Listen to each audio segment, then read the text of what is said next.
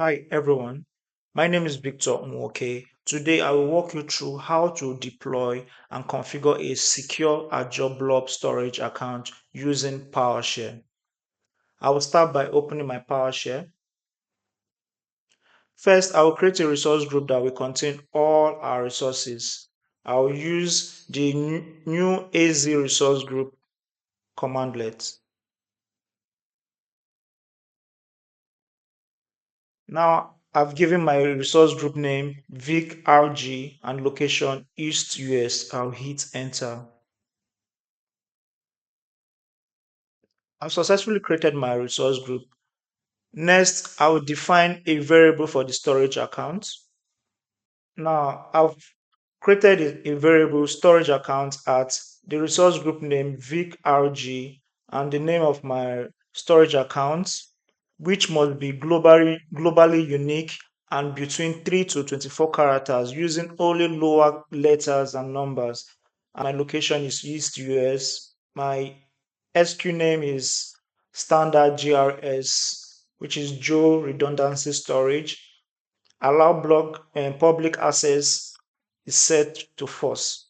Hit enter. Now to create my storage account, I will use the new Azure storage account at storage account. I will hit enter. Next, I will create a virtual network and a default subnet. I'll create a variable VNet, then put the name of my virtual network, which is storage virtual net VNet, the name of my resource group, location, then address prefix. Now to create the virtual network, I will say the variable for the virtual network equals to new AZ virtual network at our VNet. I will hit enter. We use the add AZ virtual network subnet config to create a subnet configuration. First, I will create those called subnets. Then put the name of my subnet, which is subnet 1, the name of my virtual network, which is the virtual network variables I created earlier, address prefix for the subnets. Then I'll use the add AZ virtual network subnet config to create my subnet. Now I'm going to associate the subnet and the virtual network together.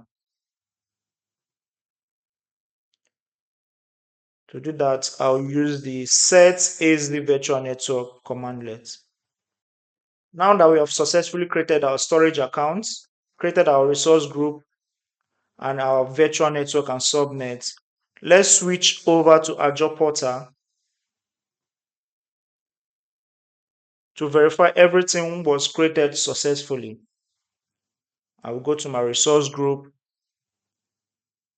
and this is my resource group. I'll enter my resource group. Now you can see that we created a virtual network storage VNet, and our storage accounts is created successfully. Let's go to our storage account.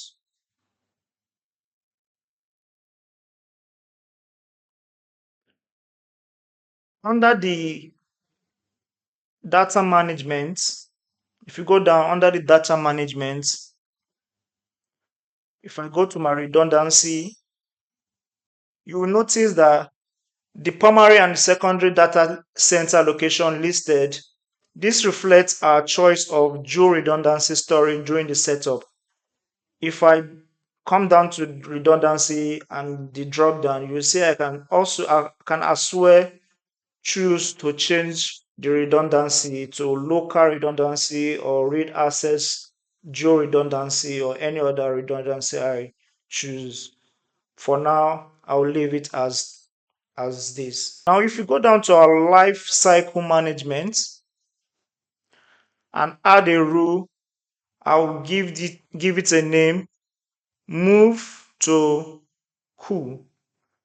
If I go next, this rules helps to manage storage costs by automatically moving blobs to cool ties or to delete them based on the condition we define.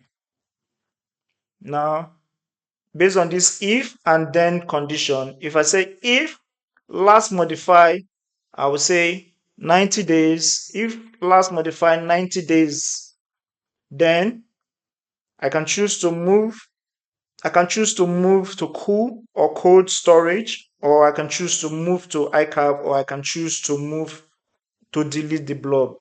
For now, I will choose to move to cool storage. I will add. Next, I'll create and configure a secure blob storage. If I navigate to container under data storage, I will select container, add a container. I will give it a name, my data. Now, by default, the public access level is set to private, which means no anonymous access is allowed. I'll click on create.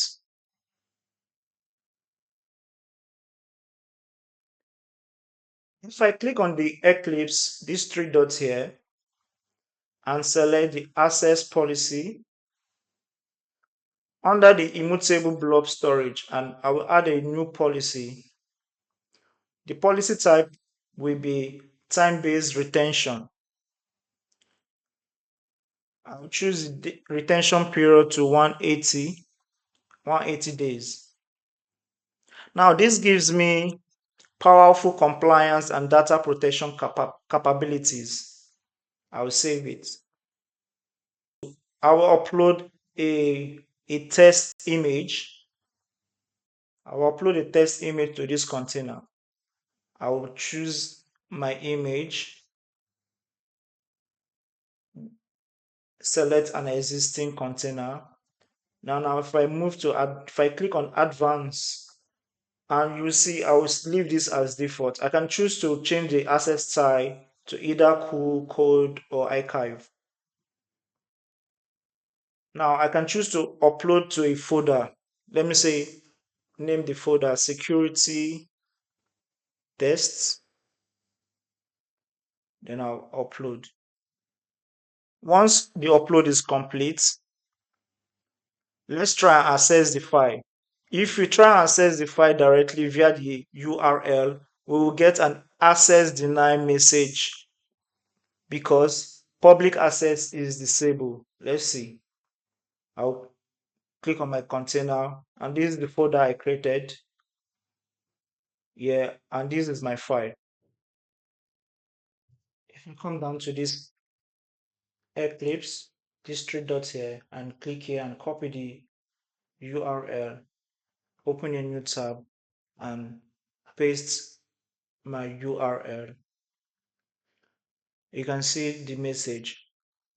Public access is not permitted on this storage account because the public access not permitted is disabled. Now, to allow limited access, I will generate a shared access signature token. I will generate a SAS. I will click on the Eclipse here. I'll select generate SAS. Now, I can choose to select my start date and my expiring date. I'll set the expiring date to tomorrow, which is 24 hours from now. Then I will click on generate SAS token. Now it has generated a token for me and a SAS URL.